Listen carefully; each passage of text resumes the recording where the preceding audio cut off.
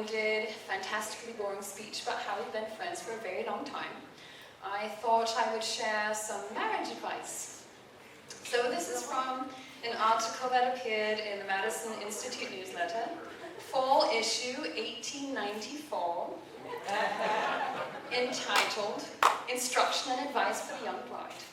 On the conduct and procedure of the intimate and personal relationships of the married state for the greater spiritual sanctity of this blessed sacrament and the glory of God. By Ruth Smithers, beloved wife of the Reverend L.D. Smithers, published by Spiritual Guidance Press, New York City, 1894.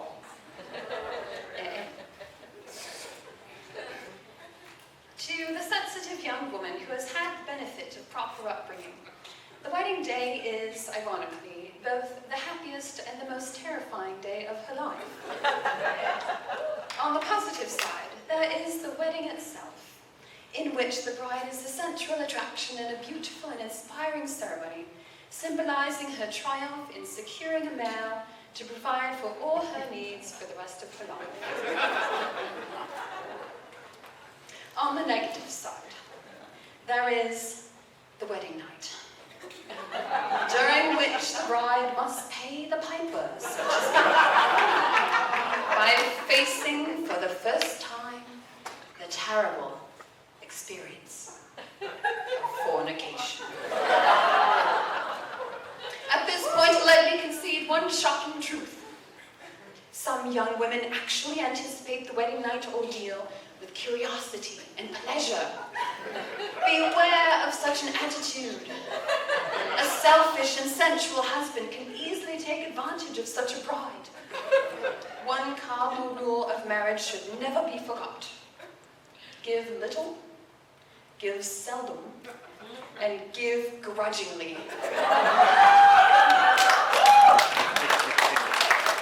Otherwise, what could have been a proper marriage could become an orgy of lust. On the other hand, the bride's fright need not be extreme. While consummation is at best revolting and at worst rather painful, it must be endured and has been endured by women since the beginning of time, and is compensated for by the monogamous home and by the children produced through it. While the ideal husband would be one who would approach his bride only at her request and only for the purpose of begetting offspring, such nobility and unselfishness cannot be expected from the average man. Most men, if not denied, would demand carnal relations almost every day. The wise bride will permit a maximum of 2 brief experiences weekly during the first months of marriage. As time goes by, she should make every effort to reduce this frequency. Feigned illness, sleepiness, and headaches are among the wife's best friends in this matter. Arguments, nagging, scolding, and bickering also provide very effective if used in the late evening, about an hour before the husband would normally commence his seduction. Clever wives are ever on the alert for new and better methods of denying and discouraging the amorous overtures of the husband. A good wife should expect to have reduced coitus to once a week by the end of the first year of marriage, and to once a month by the 5th year of marriage.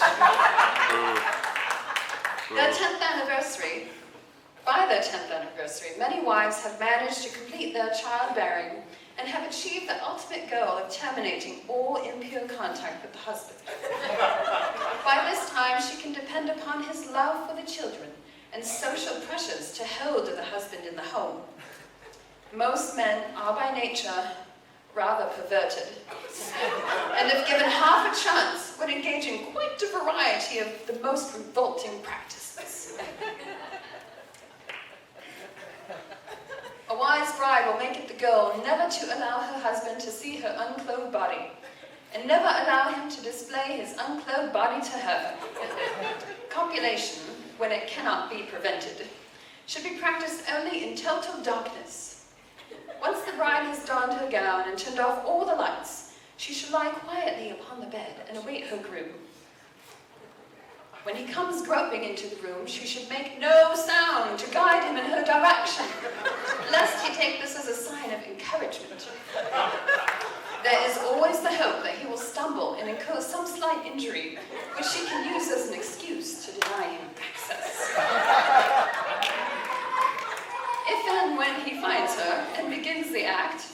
wife should lie still is possible.